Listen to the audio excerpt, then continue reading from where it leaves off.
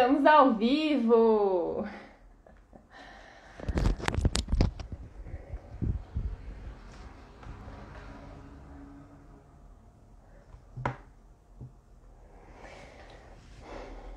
Esperar o pessoal receber a notificação aí da live e a gente já começa. Deixa eu aproveitar até para fixar aqui o tema desse encontro, que é felicidade no trabalho. Já eu vou chamar o meu convidado aqui. Opa, ele já tá por ali. Vamos lá.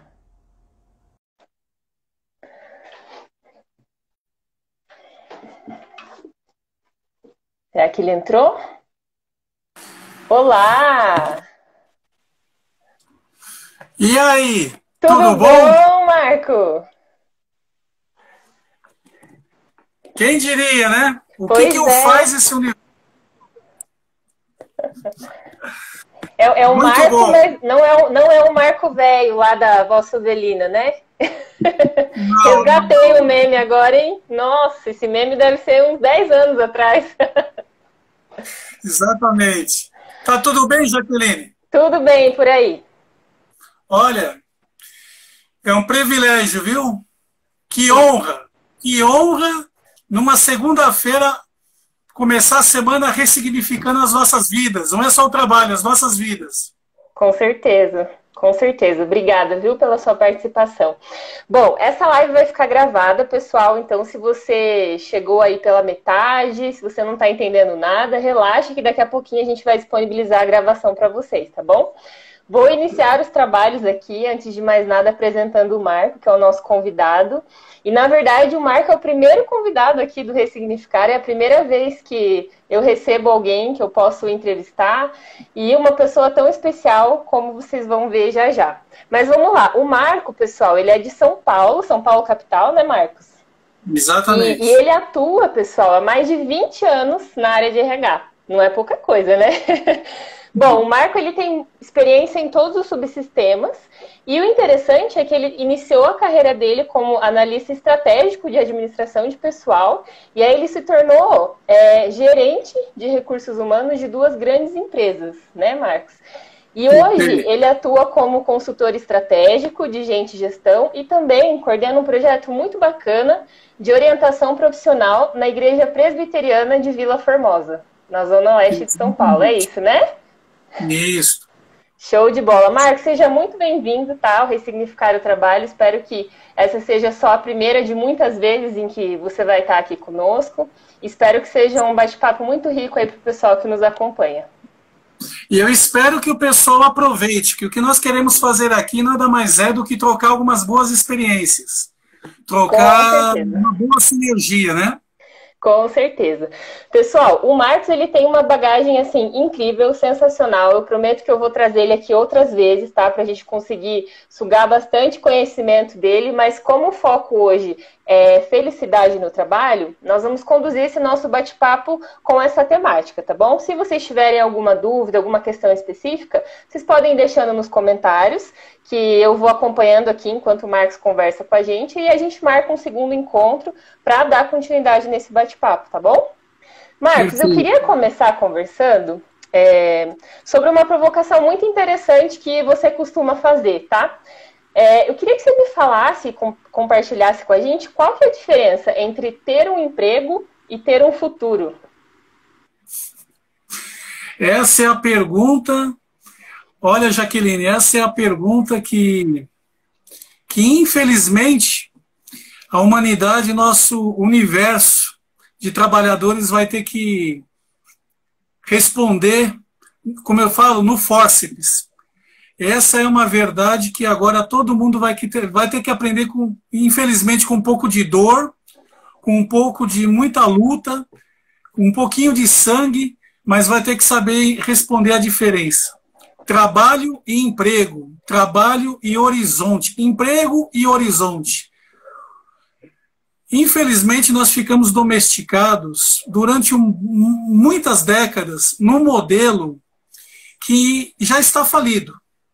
é aquele modelo, eu costumo dizer que é o modelo das caravelas, modelo português. Você cresce, você estuda, você vai para uma faculdade, termina o seu colégio, vai para uma faculdade, entra numa empresa e o seu sonho, além de um diploma, é passar 30 anos dentro de uma organização para no final desses 30 e poucos anos você, enfim, ter o seu merecido prêmio. E qual é o prêmio? A sua aposentadoria. Fazendo aquilo que a organização lhe pede, não fugindo muito, mas como diz a palavra, um trato de mão única, e que você passa grande parte, uma boa parte da sua vida preso àquele modelo. Esse modelo está falido. Só que, infelizmente, na prática, ainda temos, principalmente aqui no Brasil, uma gama de pessoas, e principalmente uma juventude que a cada dia entra no mercado de trabalho, atrás dessa perspectiva, onde não tem encantamento, aonde todos são empurrados para dentro dessa caixinha, mais precisamente no modelo da caixinha da CLT, que ela já se provou ultrapassada, mas as pessoas ainda acreditam que elas têm que receber e não mostrar nada, não provar nada, não encantar, não tem encantamento, não tem vislumbre, não tem a tal da sinergia nos olhos. E, infelizmente, esse modelo agora está agonizando. Está agonizando no momento crítico, muito crítico da nossa do nosso universo corporativo, do nosso universo profissional. Porque a humanidade está passando de maneira forçada para um movimento. O novo normal nada mais é do que um novo modelo que está implantado mundialmente para a economia, para a política, para o mundo. O mundo está se reformulando. E, infelizmente, boa parte da mão de obra, boa parte da cultura do que é emprego e trabalho ainda não está muito bem dividida no horizonte das pessoas. Então, nós acreditamos em modelos arcaicos, ultrapassados, que nós só recebemos, que nós só temos que seguir regras e mais regras, um modelo que já não corresponde à própria sobrevivência das empresas. Então, o horizonte ainda está meio que ofuscado para grande parte dessa massa, que está aí, perambulando. As estatísticas, as pesquisas mostram. Há uma grande dificuldade da adaptação. Eu vejo um universo, nós percebemos um universo de pessoas perdidas ainda nesse grande momento crítico que a humanidade está passando. Precisou de uma doença, eu costumo falar que precisou de uma peste, uma doença, para dar uma chacoalhada, não só na questão da saúde, na questão das famílias, mas principalmente o que é que eu quero da minha vida. Precisou de uma doença para dar esse chacoalhão, essas perguntas que nós devemos começar a responder muito cedo, para nós não sofrermos muito tarde. Uhum. Nossa, perfeito, perfeita essa colocação. E assim, entre mortos e feridos, sobrevivemos todos, e que bom que agora a gente, né, olhou para dentro, nesse sentido que você mencionou, de tentar entender o que a gente está fazendo da vida, o que a gente espera da vida. E aí, pegando um gancho nessa tua colocação, qual que você acha que é a principal função, assim, do trabalho na vida das pessoas, né? Para além dessa visão arcaica, desse modelo arcaico de caravelas aí que a gente está habituado a pensar e acreditar. A palavra, a expressão, né, na sua origem no grego, ela já não é nada convidativa, né? Trabalho tem um significado com sofrimento, né? A expressão trabalho, ela está muito linkada lá na sua essência no grego em sofrimento, em penúria, né? Aquela coisa que você tem que batalhar muito, sofrer muito para conquistar. Então já é uma dificuldade na sua gênese do próprio termo. Mas o trabalho, ao contrário disso, ele não pode, hoje, no nosso momento atual, ele não pode ser um sofrimento. Ele tem que ser um prazer. Ele tem que estar conectado com aquilo que o ser humano mais busca, que é a felicidade. E aí, muitas pessoas acham assim, não, mas isso é ilusório. O trabalho não é para ser feliz. O trabalho é para você sobreviver. Não. A sobrevivência, ela está lá no final da fila. Porque nos primeiros lugares da fila, precisam ter outros valores que proporcionam e propulsionam a sua missão de seguir, de fazer com que o trabalho seja algo que te motive. O brilhar nos olhos, a sinergia, aquilo que você se sente provocado de a cada manhã levantar e falar, não, eu consigo fazer melhor. E isso não tem a ver com ordem de chefe, não tem a ver com a ordem de um chefe, de um gestor, ou de uma determinada constituinte de uma organização, não. Tem a ver com a sua capacidade de se reinventar. Você quer provar para você mesmo que você é muito mais do que aquilo que aquele grupo de pessoas ou que aquela circunstância lhe proporciona. Então o trabalho ele vira uma ferramenta da sua autorrealização. Então isso tem que ter encantamento, sinergia, que eu uso tanto essa palavra porque eu acho que não tem palavra melhor para definir o trabalho do que sinergia. É o que te proporcionam, é o encantamento, o brilhar nos olhos, você se sentir provocado a sempre fazer o melhor. Esse é o momento que nós estamos vivendo. Eu costumo dizer assim, que existe uma dificuldade de valores hoje a serem respondidas dentro das organizações. O que é que a empresa espera, o que é que um projeto, uma empresa espera de mim e o que eu espero desta empresa e desse projeto? O que é que eu espero?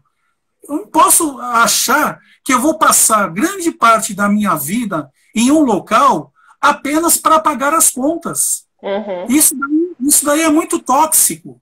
Isso é muito insignificante. Isso está lá no final da fila. A remuneração, a sua valorização financeira, isso daí é uma parte da história. Agora, a questão dos valores, dos pilares, são totalmente outros. Uhum. Nós temos uma nova juventude que ela está nascendo muito acelerada. Essa garotada que está entrando, essa meninada, ela é muito acelerada com relação a valores.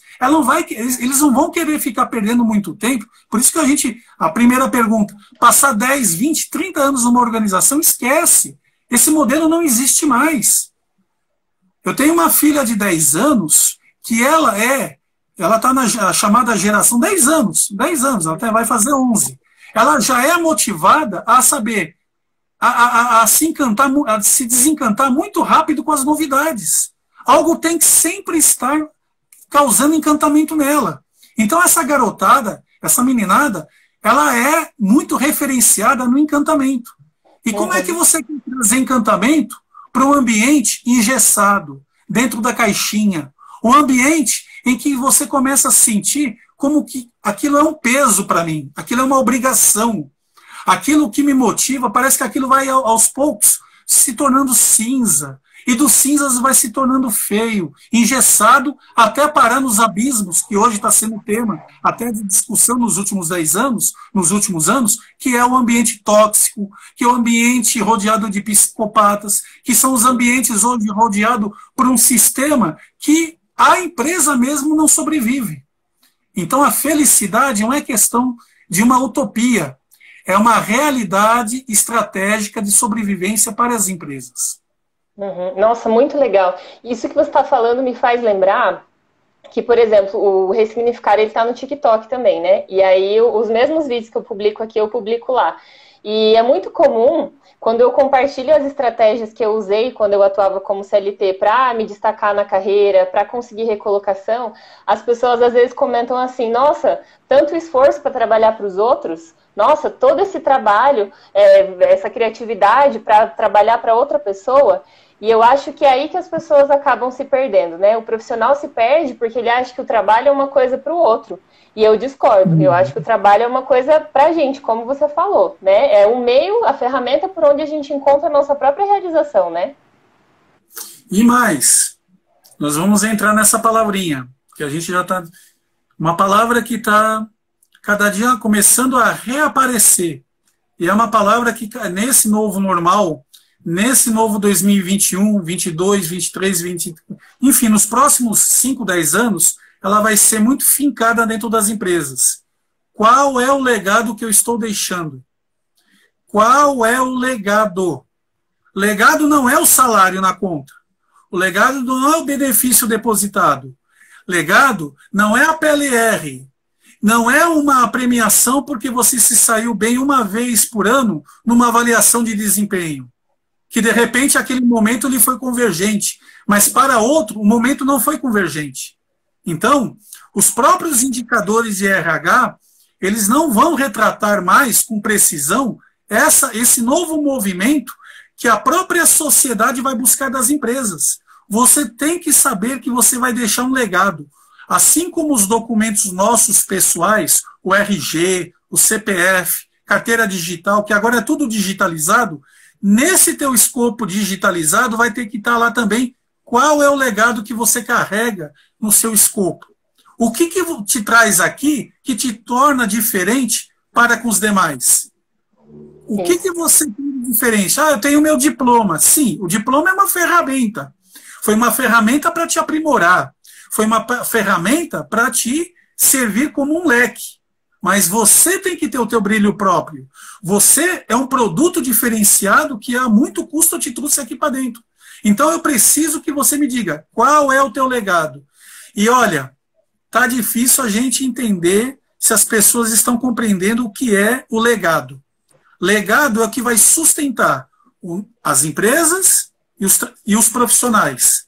O profissional que não for formatado, moldado com essa perspectiva de legado, e aí eu linko o legado com o horizonte, ele com certeza vai ter uma certa dificuldade de se estabelecer na competitividade desse mercado. Com certeza. Isso quando não acaba refletindo numa doença, né? Porque a pessoa entra, de repente, num quadro depressivo em decorrência dessa atuação no piloto automático, né? E aí acaba sendo bem grave também. Eu só quero fazer uma pausa aqui, meu amigo, porque a gente tem um comentário ali do João Bassan. Bem-vindo, João. Meu grande amigo meu. Legal. O João traz uma situação ali que eu acho que vale a pena a gente comentar, Marco, que ele diz que muitas vezes os profissionais são sufocados justamente por esse ambiente tóxico e muitos gestores fazem murchar, querendo ofuscar o brilho do profissional e a criatividade. Eu vou dar a minha opinião sobre esse assunto, tá? E aí depois eu peço para que você compartilhe aí o seu ponto de vista. Eu particularmente acho que, embora nós tenhamos nossos compromissos profissionais e nossas responsabilidades, a gente não precisa se sujeitar a certas coisas, né? Talvez a gente precise por determinados períodos, mas aí a gente pode se organizar e, de repente, buscar um ambiente que seja mais adequado para que a gente possa brilhar, para que a gente possa encontrar o nosso propósito. E aí eu trago um exemplo, né? Não sei se todo mundo sabe, mas a minha formação de origem é jornalismo. E eu me lembro que durante a faculdade de jornalismo eu já comecei a atuar na área de comunicação das empresas. Então, eu sempre soube que eu gostava mais de atuar com comunicação empresarial do que como jornalista. Mas, assim que eu terminei a faculdade, eu tive a oportunidade de participar de um trainee de um grande veículo de comunicação aqui de Curitiba, que eu prefiro não mencionar o nome, mas enfim. E aí, quando eu estive lá dentro, eu me sujeitei a essa experiência porque era errado também eu falar, eu não gosto de ser jornalista, sendo que eu nunca atuei como tal. Então, eu achei que era importante eu vivenciar essa experiência para realmente eu saber o que eu gostava e o que eu não gostava, já que comunicação empresarial eu tinha certeza que eu era apaixonada.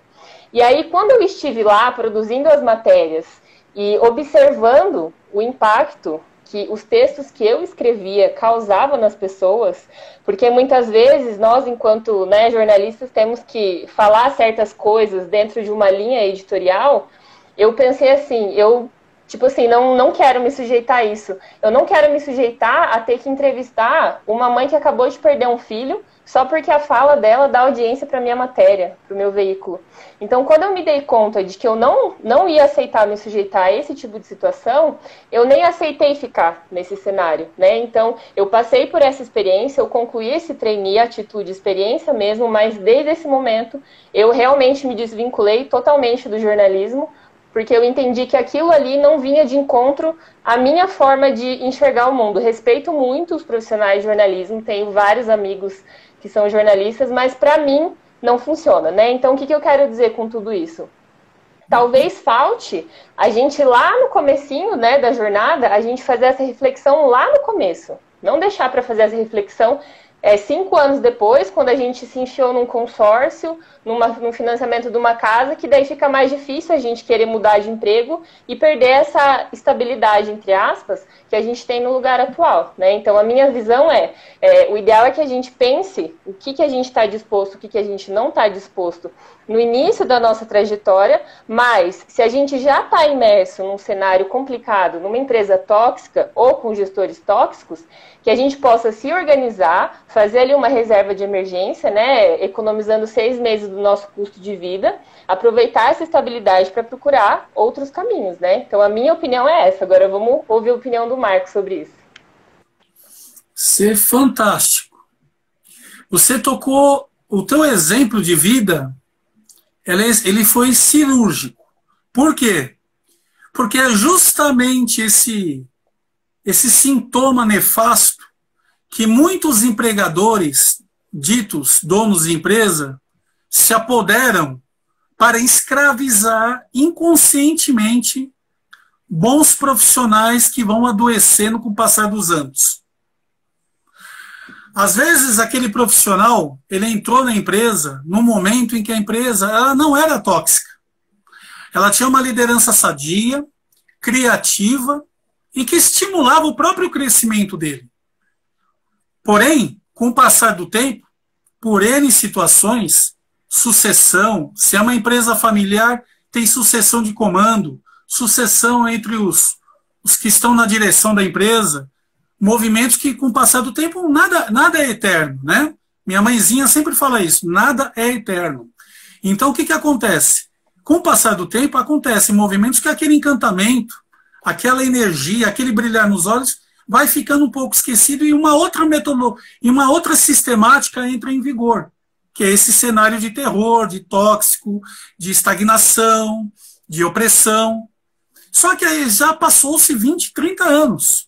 E esse funcionário, de repente, como você disse, ele está atrelado com uma série de compromissos pessoais e até profissionais que o faz dar um passo para trás para uma tomada de decisão. Às vezes o rendimento dele, aquilo que ele recebe da empresa, está amarrado com N compromissos familiares, com filho, com filha, com esposa, com financiamento de casa, e ele fica meio que temeroso. A empresa, percebendo isto, faz esse jogo inconsciente, esse jogo nefasto, inconsciente, de fazer ele abaixar, de ele não querer voar. Fique aqui no seu puleiro. E aí nós começamos a ver um monte de andorinhas abortadas, que poderiam se tornar grandes águias. Eu adoro aquele exemplo, um livro muito antigo, de muitos anos atrás. Eu acho fantástico isso. Foi do Leonardo Boff, que é A Águia e a Galinha, né? E naquele livro, na síntese do livro, e que traz para o mundo corporativo é isso. Tem profissionais que são levados a sua jornada profissional, a sua caminhada, que não tem nada a ver com a empresa, mas a maneira dele enxergar a relação de trabalho como uma galinha. A galinha, se você não sabe, a galinha Jaqueline, ela, se você percebe, você vai num galinheiro, você percebe que as galinhas, elas olham tudo para baixo. A galinha, ela busca o alimento no pé dela, num raio assim de centímetros. Ela pode voar. Você sabia? A galinha, ela pode voar, mas ela não voa. Ela foi ensinada a comer a comida dela ali, num raio de, no máximo, 1 metro. Então ela fica, mesmo que se você colocar ela fora do cercado, ela vai comer, ela já se acostumou da subsistência dela, da vida dela, ser naquele cercado, naqueles 2, 3 metros de largura, de diâmetro, enfim. Aquele é o universo da galinha. Por quê? Porque ela foi condicionada a ficar naquele universo minúsculo que é de interesse do proprietário da galinha que ela permaneça ali. A águia, não. A águia, ela faz o seu ninho no mais alto lugar, no mais alto pico do monte. Ela nunca faz o ninho dela em lugares baixos. Ela procura os lugares mais inacessíveis, de maior dificuldade de acesso, que só ela conseguirá ir para alimentar a sua ninhada. E quando ela precisa pegar o seu alimento para si, para os seus filhotes, ela vai no mais profundo abismo. Ela vai no fundo do... Se precisar, ela dá um mergulho dentro do mar e ela pega um peixe. Uhum. E não ali perto de onde ela colocou o ninho. O que o Leonardo Boff quer dizer com isto? Olha a visão que um trabalhador galinha e um trabalhador águia tem do seu horizonte de vida. Quantos estão dispostos a serem águias e quantos estão dispostos a permanecerem com a mentalidade de uma galinha? Nós temos muitas águias dentro das empresas sendo tratados com um inconsciente de uma galinha, que acham que nunca vão conseguir sair daquilo, nunca vão conseguir sair mais do que aquilo. Olha o seu exemplo é fantástico. Você é uma jornalista de formação, você estudou apaixonada por essa vertente que você te encantou, o jornalismo te encantou, a linha do que é ser uma jornalista, a linha de mergulhar te encantou, mas quando você se deparou com um modelo proposto, que não era aquilo que te trouxe o encantamento lá atrás, você falou, não, eu não estudei jornalismo para ser uma galinha, eu estudei jornalismo para ser uma águia. Se esse é o modelo da maioria, para mim não é. E hoje você está se reinventando em, de repente, num universo que nem você imaginava que você era capaz. Né? Por quê? Porque você olhou além do horizonte. Você olhou além do teu perímetro de 2, de 3 metros de distância. Então, esse é o modelo esse é o momento que nós estamos. As empresas tóxicas, por exemplo, eu vou dar um exemplo. Uma cultura tóxica, ela trabalha muito isso. Você quer sair daqui? Olha como é que está o desemprego. Olha como é que está a situação lá fora. Tem certeza?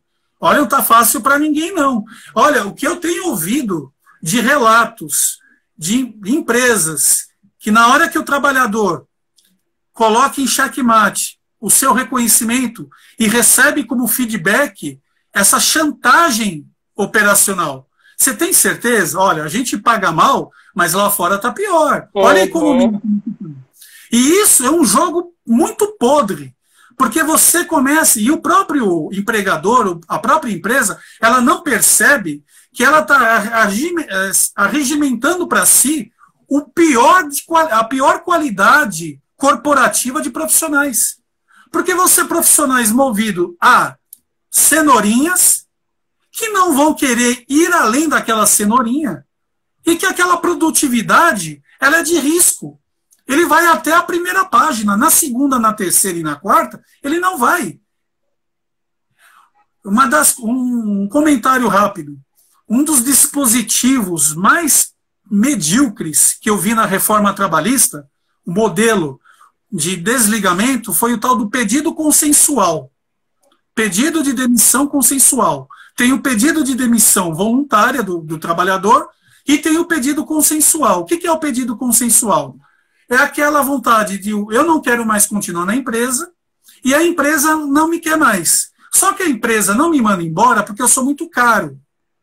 E eu não peço as contas, ou eu não tomo uma posição e vou embora, porque eu não quero perder as minhas cenourinhas. Fundo de garantia, indenização, enfim, né?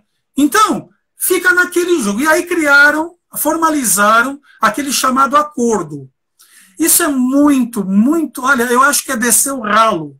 Porque é um movimento de prostituição corporativa da pior maneira possível. Que a última coisa que está se vislumbrando é a qualidade de gestão, é a qualidade da relação patrão-empregado, empresa, negócio e futuro, encantamento. Todos esses valores vão para o ralo abaixo. Então, você começa a patinar. Então, eu percebo que também a legislação ela não colabora.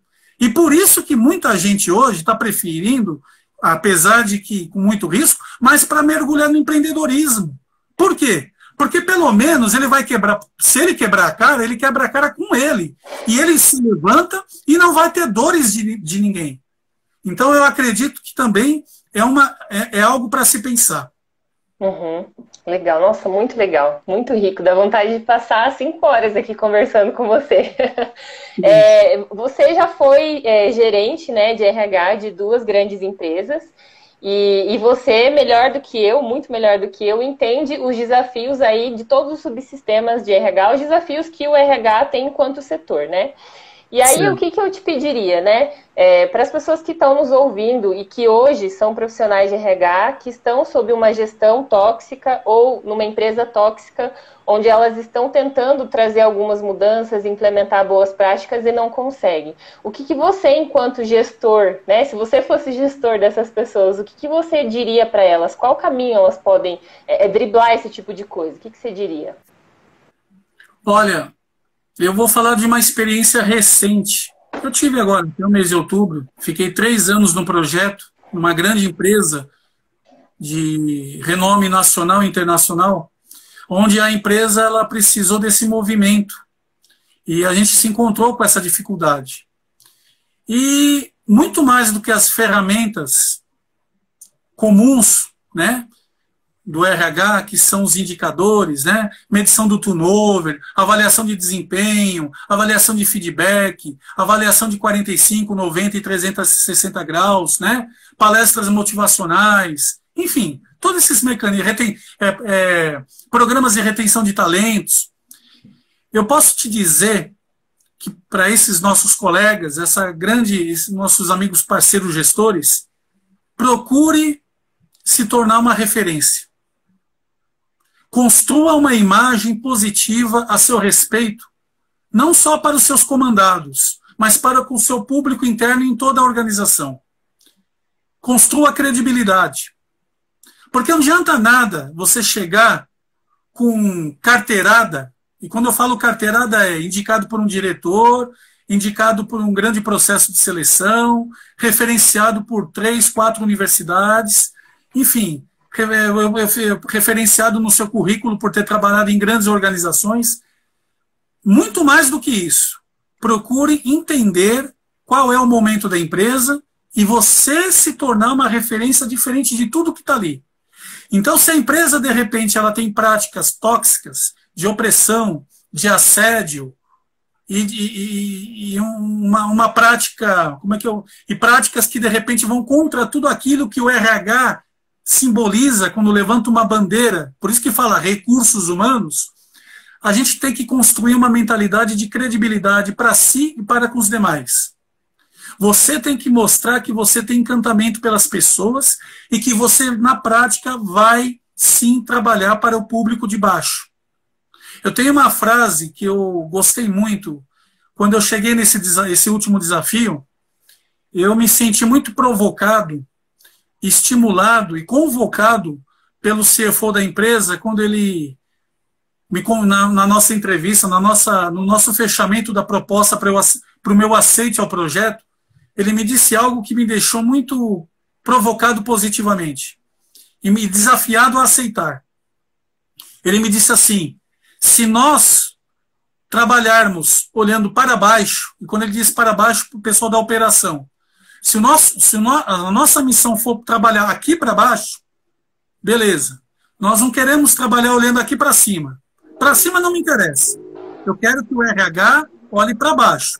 Se o pessoal aqui de baixo estiver satisfeito, realizado, amparado, acolhido e realmente com suporte humano, nós estamos no caminho certo. E aí eu aceitei. Não é fácil. Não é fácil. Você vai mexer com interesses. Se é uma empresa que há décadas tem uma cultura distorcida dentro da sua organização, com perseguição, com produtividade a ferro e fogo, com viés só de corta-custo, custo, de produção, sem olhar a questão da qualidade, da sanidade emocional da gestão, você vai enfrentar uma batalha só que tem o seguinte: depois de toda a batalha, de toda a tempestade, vai valer a pena o legado que você vai deixar. As marcas que você vai deixar. Quando você for fazer uma avaliação de desempenho, não é para apenas ser uma avaliação de estatística, de resultado, para gerar um bônus financeiro para você, para a sua equipe. Não. A avaliação de desempenho é no dia a dia. É quando você é um funcionário da fábrica, vem com toda a simplicidade, vem pedir a explicação de como é que se faz entender aquele recibo de pagamento, e você senta com ele e explica. Quando ele vai querer tirar uma dúvida, com medo de ser ridicularizado, mas você o chama na sua sala e o trata com a mesma dignidade que você trataria o diretor da sua empresa. Quando eles percebem que você não tem régua de diferenciação, que você olha nos olhos e faz deles motivos de você estar... Quando a sua fala é de valorização do outro e não sua, a gente começa a ter o nosso vocabulário modificado. Quando eu comecei a ouvir muitas colocações tipo, senhor Marco Antônio, desculpa eu vim aqui incomodá-lo, né, com aquele medo de falar com o gerente do RH como se estivesse falando com Deus. Eu dizia assim, não. Vocês são dignos de aplauso. Vocês são motivo de eu estar aqui. Quem paga o meu salário para eu estar aqui feliz são vocês. Então eu quero que vocês venham aqui quantas vezes forem necessárias. Você não faz ideia o que essa simples palavra faz dentro de uma organização. Quando você elogia um colaborador, se é alguém da sua equipe, mesmo que ele não tenha feito nada de certo, mas que você dirija palavras que os coloque para cima, você não sabe os resultados que você tira. Eles não vão começar a ficar pela empresa. Eu cansei de ouvir isso nesses meus últimos 20 anos. Eu estou ficando aqui não é pela empresa. Eu estou ficando aqui por você. E isto vai esvaziando aquela nuvem tóxica. Aquilo vai, sabe, a tua maneira de enxergar o negócio, a sua maneira de enxergar a organização vai se diferenciando e as pessoas vão tendo credibilidade de ver os recursos humanos como um universo à parte, uma empresa à parte. Mas isso é postura, isso é coragem, não é fácil. Essa jornada não é fácil, mas ela lá no fim, ela tem um prêmio para poucos. Qual é o prêmio? O legado que você deixa lá atrás. Eu até hoje, quando eu posto alguma coisa no LinkedIn, no Facebook, no Instagram, nas redes, a respeito de alguma matéria, eu recebo um agrado de colegas que trabalham comigo há 10 anos, que eu não vejo há 10 anos. Mas aí olha uma postagem minha, um vídeo meu, um artigo meu, e faz um comentário dizendo, aprendi muito com você. Você foi uma pessoa que mudou. Você arrancar algo como, você mudou a minha vida profissional, tudo que eu sei é graças a você. Isso não tem preço, Jaqueline. Isso não tem diploma de faculdade, isso não tem, olha, pós-graduação, é o que eu falo, são ferramentas. Mas a prática do dia a dia, a moldura, a jornada diferenciada é o que constrói o seu futuro. E isso não é se negociando, não é se nivelando. E que tem também aquela outra questão, as pessoas vão se nivelando por baixo, né? Vão se nivelando por um padrão que hoje está muito medíocre, se garantindo, volto a dizer, por causa das cenourinhas, para preservar as cenourinhas. Será que isso vale a pena? Até quando descer amargo todo dia? Olha, chega no domingo, aquela coisa, né? Domingo à noite, pelo amor de Deus, vou ter que ir para aquele lugar, vou ter que topar com aquelas pessoas, vou ter que, sabe, isso não pode. Isso não pode ser a válvula que te mova. Tem que ser algo muito mais do que isso. E isso é na construção do dia a dia. Nossa, perfeito, perfeito. Aproveitar para dar um oi para Marisete, que eu acho que é a tua convidada, acabou de entrar também, tá dando um oi. Oi, Marisete. E o João fez um comentário também dizendo que a chave é a resiliência, que é aliar as suas capacidades e aptidões com o objetivo maior de nunca desistir, não se deixar corromper, mantendo seus valores naquilo que você acredita. Resumiu perfeitamente, né? Esses seus convidados são demais, hein, Marco? Muito legal. Tem uma frase... Oi? Pode falar. Tem uma frase que você falou também quando a gente estava preparando esse conteúdo aqui que me chamou a atenção e eu quero falar um pouquinho sobre essa frase, né? Você disse que nenhum CNPJ vale um AVC, mas tem CNPJ que vale a sua felicidade. E aí eu te pergunto, a gente só consegue ser feliz em startups, em empresas legalzonas, em multinacionais, em bancos, ou sendo concursado público? Não. Tem uma falsa ideia, o pessoal tem agora aí, de uns 15, uns 20 anos para cá, tem uma falsa ideia de que o ambiente de startup é o melhor dos mundos. Não é, hein? Cuidado que não é. Tem gente que acha que trabalhar no Google da vida é o melhor dos lugares. Não é, né? O modelo de produzir para o resultado, por métricas apertadas e resultado. Quando você por exemplo, quando você é um construtor de aplicativo, quando você tem que entregar um aplicativo para um fundo que espera aquela ferramenta funcionar em semanas, você não dorme, você não tem hora para começar. Você tem hora para começar, não tem hora para terminar. Não tem domingo, não tem feriado. E às vezes o produto e a ampulheta está rodando. Eu falo isso porque eu fiquei 1 ano utilizando o coworking do Campus Google aqui na Coronel Oscar Porto, em São Paulo, e é um ambiente maravilhoso. É um ambiente maravilhoso, né? É aquilo que realmente todo mundo sonha. Porém, tem determinados momentos ali, no final da tarde, que o estresse pega pesado, porque o cara tem que varar a noite. Tem que virar a noite. Eu conheço profissionais de startups que eles viram noites e noites porque tem que entregar e não tem aquela coisa. Não, eu posso passar uma semana, não. Porque nas costas dele tem um patrocínio de 1 milhão, 2 milhões, não sei quantos milhões, para que aquele produto saia. O investimento é pesado. Então não tem nada a ver com questão de... Agora, tem a ver com aquilo que você constrói para si. O que é que eu tô com... Você pode trabalhar numa contabilidade pequenininha de esquina da padaria do seu Zé. Mas, de repente, o ambiente que você cria ali, naquele pequeno escritório, é o melhor dos mundos. Depende de você, da sua postura, de você se reinventar. Eu trabalhei numa casa editora que era eu e mais uma colega, mais uma profissional. E o trabalho não era pouco. Se a gente não se reinventasse, eu era muito jovem, mas se a gente não se reinventasse na alegria, na disposição, na boa loucura sadia, nós íamos ser engolidos pelo sistema. O que nós fizemos? Nós fizemos uma empresa à parte dentro do departamento. Para quê? Para que a gente tivesse o mínimo de condições de sanidade. Foi ali que eu comecei a questionar isso. A gente não pode ser formatado. E aí foi o melhor ambiente que eu trabalhei. Costumo dizer que eu tinha o quê? Tinha 16, 17 anos. Um dos meus primeiros... Minha primeira experiência na área de departamento pessoal e folha de pagamento.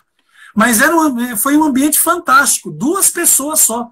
A gente causava um reboliço sadio. E era uma empresa de um porte médio. Então, você pode trabalhar numa repartição pública e não precisar ser aquele Frankenstein, aquela caricatura de Frankenstein que você vê no balcão de uma repartição pública. Não precisa ser daquele jeito. Você é o produto. É aquilo que eu te falo. O que está aqui no meu horizonte? Trabalho e emprego. O que é que eu estou fazendo aqui? Eu estou tendo emprego ou eu estou desafiado a moldar uma nova relação de trabalho? Essa é a dificuldade. Então as pessoas, elas têm que entender que o local colabora. O local ajuda a te colocar para cima ou para baixo, sim, mas você tem autonomia de criar um ambiente diferente. Eu te falei, acabei de sair de um projeto que o RH, há 3 anos atrás, ele não existia. Estava destruído. Tinha uma equipe que estava saindo correndo de medo. E nós deixamos lá um grupo de meninas felizes, empoderadas, seguras, capazes. Eu não tinha dinheiro, eu não tinha um budget. Eu não tinha um orçamento mensal e anual para fazer maravilhas. O que é que eu tinha? O encantamento, reinvenção a cada manhã, acolher. Quantas vezes as meninas vinham, contavam seus problemas e a gente reservava uma parte da manhã, uma parte do dia para sentar. A gente tem que descer o degrau. Nós temos que, é o que eu te falei no começo, nós temos que ser referências. Referências para nós mesmos, para a equipe e para o ambiente. A ponto das pessoas falarem, pode ir naquele departamento, que aquele departamento não é como o restante da empresa. Ou, aquela empresa tem um setor muito diferente. Pode ir ali, que ali você... É o que eu te falo, depende de como você vai tomar a tua postura, entendeu? Uhum. Perfeito. Isso equivale a dizer também que ter um salário astronômico também não é garantia da felicidade, né? Porque muitas pessoas, às vezes, idealizam empregos estáveis, como, por exemplo, concurso público, achando que a estabilidade financeira dali vai fazer com que ela atinja metas, conquiste sonhos, e isso vai fazer com que ela seja feliz. Mas aí é aquilo, né? Ela é infeliz 5 dias da semana, de segunda a sexta, que ela trabalha, e no sábado e domingo, os 2 dias, onde, entre aspas, ela acaba tentando usufruir de uma felicidade que é uma felicidade ilusória, né? Porque você está pagando um preço muito alto por isso, né? Eu gosto muito disso que você fala, da gente olhar de uma maneira mais ampla, né? E tentar construir esse ambiente que seja mais adequado. Tudo bem, se a pessoa quer ser funcionária pública, não tem problema, mas talvez não se deixar contaminar com essa coisa esse ânimo de Frankenstein que você falou, né? A gente pode também, dentro, claro, das limitações que a gente sabe que um serviço público tem, mas tentar fazer aquilo ali uma empresa à parte, que eu achei muito perfeita a sua colocação. Eu acho que é totalmente possível, né? Se a gente quiser, né? Desde que o profissional queira. Porque também tem muita gente que quer que o ambiente seja diferente, mas não quer fazer parte da solução, né? Exatamente, exatamente. E aí só colabora no sentido contrário. Tem uma situação que me aconteceu no Dia das Crianças de 2019, que eu acho que vai linkar com isso que nós estamos falando aqui. Nós estávamos nessa empresa onde eu estava há mais de 5 anos que todas as festas anuais tinham sido abolidas, tinham parado. Que eram 3 festas, que essa empresa tem mais de 80 anos, então tinha 3 festas anuais que era cultura da empresa mantê-las, que era a festa junina, o Dia das Crianças e a festa de confraternização. E eu cheguei lá, Jaqueline, as festas estavam, porque a empresa estava num momento complicado, então faziam mais de 5 anos que essas festas não aconteciam. Então nós restauramos esse calendário. Era um sonho do diretor, da diretoria, restaurar esse calendário. Mas não era fácil, porque mexia com uma série de estruturas, e nós conseguimos. E eu lembro que a festa que mais mexeu comigo foi o Dia das Crianças. Por quê? Porque nós fizemos lá num galpão paralelo à empresa, nós alugamos brinquedos, fizemos aquilo que é comum numa festa corporativa de criança. E convidamos as famílias do grupo todo. Foram mais de 200 crianças. E eu levei a minha filha. E foi uma oportunidade de, pela primeira vez, ela conhecer o ambiente onde o pai dela trabalhava. Então, né? E ela ficou comigo. E aí, no final, quando eu tinha que recolher os aparelhos para levar, eu levei ela até a minha sala. No terceiro andar, no segundo andar. Já estava todo mundo vazio, era só para eu guardar as coisas e mostrar para ela onde o papai dela trabalhava. Aí eu guardei. E eu tinha um quadro que ficava nas minhas costas, onde eu sempre escrevia frases. Eu gostava de escrever, eu gosto muito de escrever. Não sou jornalista, mas gosto muito de escrever e ler. E eu acredito que o poder de uma escrita, ela tem um poder de longo alcance muito forte. Então eu tinha um quadro branco. E a minha pequena, para me agradar, e ela queria agradar, ela escreveu algo bem no rodapé do quadro, e eu só fui ver no dia seguinte, né? Estava escrito assim no rodapé, as pessoas falaram, meu pai é maravilhoso. E eu perguntei, filha, por que você escreveu aquilo do papai? Meu pai é maravilhoso, né? Tava indo. E ela me disse algo que mexeu muito comigo e que me fez eu continuar forte em 2019 e 2020. É porque eu vi, pai, hoje, que ela ficou comigo lá na festa, né? Eu vi que o meu pai faz com que as pessoas sejam felizes. E que meu pai, aqui dentro da empresa, tem como emprego fazer as pessoas felizes. Então é por isso que você é maravilhoso. Isso me emociona até hoje. Por quê? Porque esse é o legado. E isso daí não tem preço. Olha no horizonte dela o que ela enxergou como trabalho. Amanhã ela vai para uma empresa, ela vai ter os desafios dela como uma jovem que vai mergulhar num mercado cada vez mais competitivo, mais insano, mais apertado, mas ela vai entender que nem tudo na vida é só ganho. você pensa no outro. E naquela festa em específico, era uma festa que tinha sido abolida há mais de não sei quantos anos. E, assim, e cada funcionário que entrou com seu filho, olha, foi uma coisa maravilhosa. Você via o brilho nos olhos de cada trabalhador sendo tratado com dignidade. Porque o mesmo cara da fábrica, da operação, sentou na mesa com o diretor, com seu filho, apresentou a sua esposa, tinha orgulho de apresentar os seus filhos. Foi algo assim impagável. E a minha filha testemunhou isso. Então, eu acho que a gente tem que entender que nem às vezes tem um alto salário, é lógico. Tem pessoas que têm aí a gente entra numa questão de ótica de vida. Tem gente que não adianta. A ótica de vida dela é ganhar dinheiro, é se dar bem, é olhar para o seu umbigo e ponto final. E vai com unhas e dentes, né? Só que não é o que esse novo momento vai determinar. Até para os grandes ditadores, para os grandes psicopatas, vão ter que se reinventar.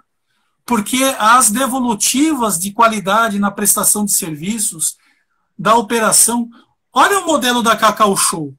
Por que é que no LinkedIn a Cacau Show é a empresa dos sonhos entre 10 e 9... De 10 candidatos, 9 querem trabalhar na Cacau Show. Por quê? Porque paga altos salários? Não. Um analista, um assistente lá, não ganha rios de dinheiro. Mas qual é o legado que o Ale Costa tem desenhado no seu negócio? Entendeu? Uhum. Não vim de um outro case. A ReHap Brinquedos, o meu grande case da minha vida corporativa como profissional e como ser humano, foi a ReHap Brinquedos. Por quê?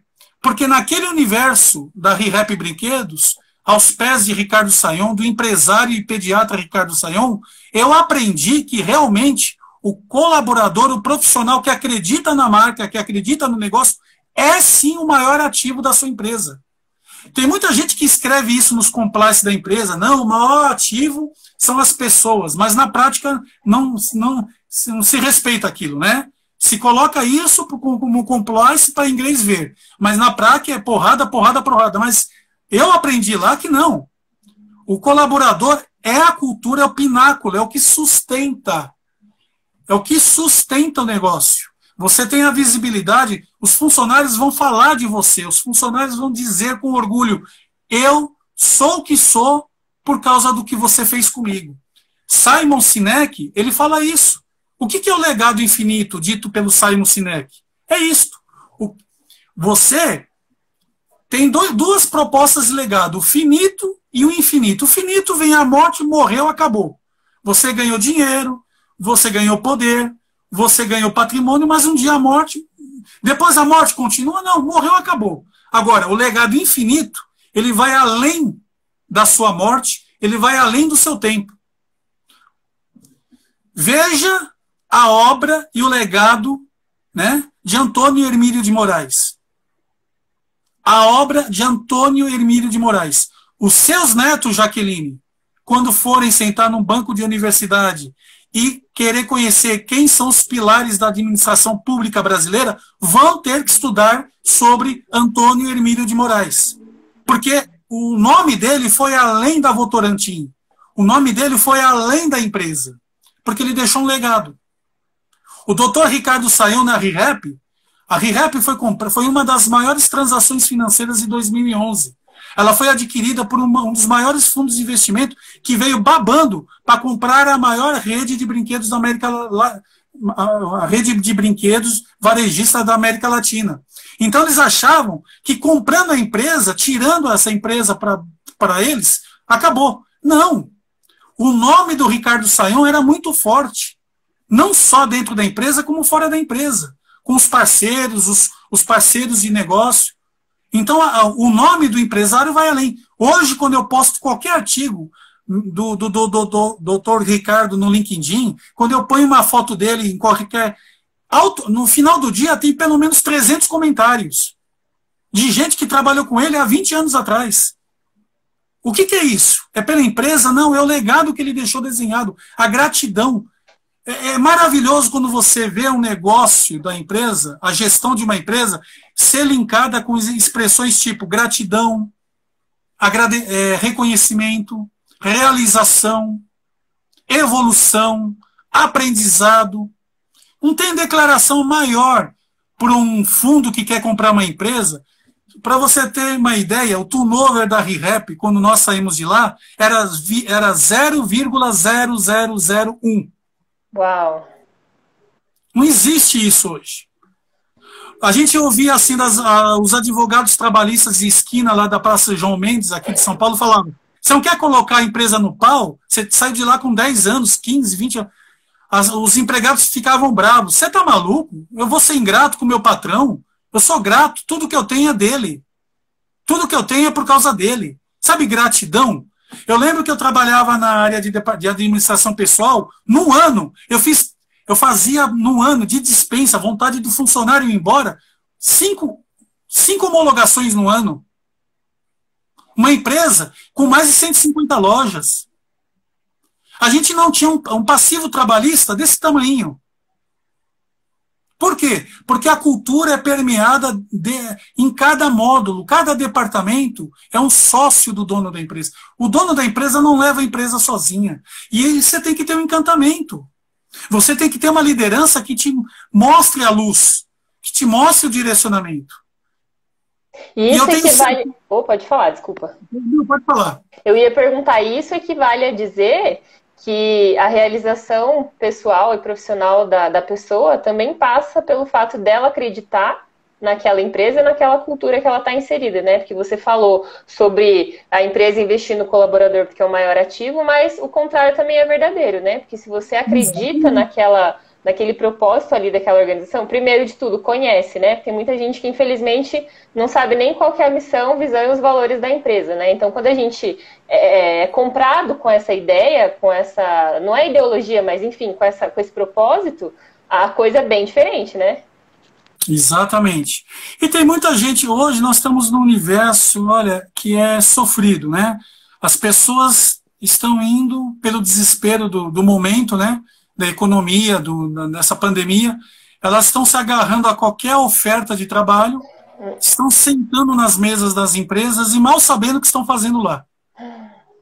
Não sabem, não querem saber, até porque de boca calada não entra mosquito, é sim, não, vou ficar aqui sobrevivendo até essa nuvem negra passar e eu poder pagar minhas contas, que afinal a coisa tá feia lá fora. É só isso que eu uso.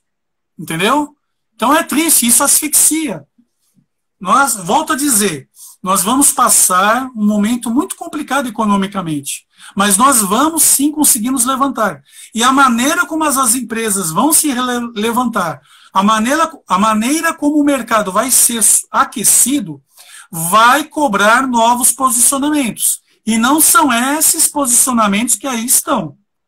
Essa metodologia de porrada, sangue, pressão, neurose, Jaqueline, pelo amor de Deus, as pesquisas que eu tenho acompanhado sobre adoecimento mental nas empresas são assustadoras. Nunca se adoeceu tanto como, não só na pandemia, já vem de tempo. Olha o que é o burnout. O que é o burnout? O burnout nada mais é do que a tampa da panela de pressão explodindo. O ser humano não aguenta isso. Modelo Ambev é insuportável. Modelo assim de que você é uma máquina, já dizia o grande Charlie Chaplin, vós sois gente, vós não sois máquinas.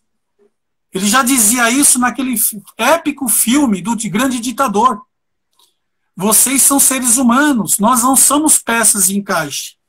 Não somos, né, como dizia o Roger Waters, não estamos aqui para ser uma peça de manivela de uma indústria de padrão formatado. Não. Isso não tem a ver com o sistema capitalista, não. Isso tem a ver com a mentalidade de caravela.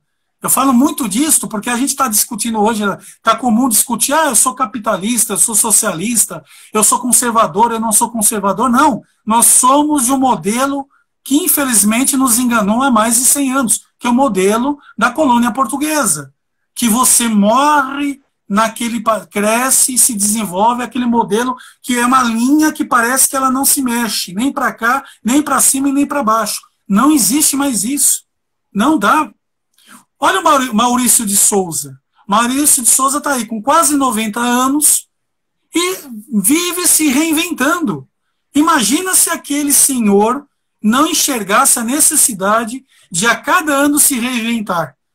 Já tinha fechado, os estúdios dele já tinham ficado para trás. Mas não, ele cobra da equipe dele se reinventar, porque ele sabe que nós estamos passando num momento cada vez mais acelerado. Então, como é que nós queremos estar no mundo de acelerar? Um grande motivo. Por que a China atropela todo mundo no modelo de trabalho? Porque ela se reinventa. Porque ela busca as mais. O chinesinho, ele vai para a escola com a mentalidade de saber: olha, eu já, papai e mamãe, aqui eu vou aprender como ter várias opções. Né? A gente fala que numa loja de chinês você encontra tudo. Não, porque a mentalidade dele é de criar para o cliente diversas possibilidades. E no trabalho é assim. Se não deu certo de uma maneira, tem que dar certo de outra. Mas você tem que ver que eu sou diferente, eu não sou que nem o meu colega aqui do lado. Né? Sim, total. Nossa, é uma pena. A gente está quase chegando no limite da live que o Instagram deixa, que é de 60 minutos. Eu quero aproveitar, então, meu amigo, para pedir para você fazer as suas considerações finais aí, principalmente voltar daquelas pessoas que estão justamente nesse momento de refletir sobre os rumos que a carreira delas tomou nesses últimos tempos e o que você aconselha que elas façam, né, para que elas possam, de fato, se encontrar e poder começar a construir esse legado que você tanto falou aqui nesse encontro. 2021 vai ser o ano maravilhoso de muita gente. Ao contrário do que todo mundo está falando, eu acredito que é um ano em que a humanidade vai se redescobrir de maneira muito forte. E nós temos aí uma ferramenta chamada internet que nos possibilita de tudo. Nós temos um grande portal e através desse portal você pode ir para cima ou ir para baixo. O encantamento agora vai ser cada vez mais cobrado de todos os profissionais. Se você é um advogado, você não vai ter que ser só um advogado, você vai ter que ser um advogado, um empreendedor, um professor, um autodidata, um estimulador, um motivador de pessoas. Se você é um médico, você não vai poder ser só um médico, você é um médico, você é um psicólogo, você é um professor. Enfim, os profissionais têm que entender agora que é o momento de se reinventar aqui e principalmente no coração. Não aceite nada mais do que você é capaz de fazer. Nós não devemos aceitar sermos colocados em nenhum tipo de caixinha. Não se acostume a se nivelar por baixo. O ser humano, como a gente sempre ouve, né? O ser humano não usa nem um terço da capacidade mental dele de se renovar, de se produzir para melhor. Então, a palavra que eu deixaria, Jaqueline, é a seguinte: busque o seu melhor. Busque de dentro de si o conhecimento dia após dia. Não leia um livro, não leia uma obra, não faça um curso por uma obrigação de mercado. Não, faça porque você quer aprender mais e mais e mais. Você quer crescer, essa é a palavra, crescimento. Eu quero crescer, crescer e crescer. Mas não porque eu quero ter o melhor emprego ou o melhor salário. Não, porque eu quero deixar o legado. Eu acho que essa é a palavra que eu gostaria de deixar aqui. Eu quero deixar o meu legado na minha família, na minha empresa e na minha história. Agradeço muito, Jaqueline, essa oportunidade. Não. Você me deu um presente enorme. Você me deu um presente na semana de Natal que eu não esperava ganhar. A minha gratidão para com você, para ressignificar o trabalho, foi nessa semana, nessa passagem de bastão de 2020 e 2021, um presente de gratidão. Você é uma das gratas, é o resultado daquilo que eu acabei de falar.